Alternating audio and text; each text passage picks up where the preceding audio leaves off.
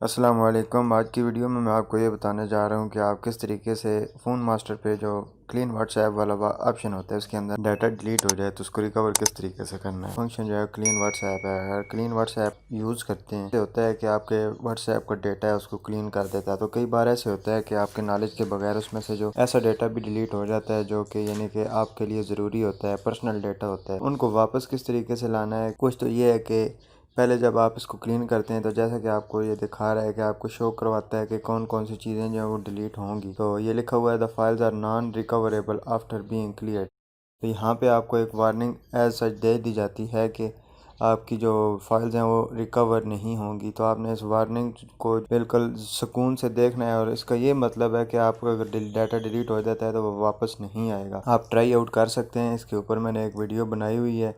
तो अगर उस तरीके से आपका जो है वो काम हो जाता है तो बड़ी अच्छी बात है। उस वीडियो का जो लिंक है वो आपको डिस्क्रिप्शन में भी मिल जाएगा और कार्ड्स में भी शो हो रहा होगा और एंड स्क्रीन पे भी मैं डाल दूँगा।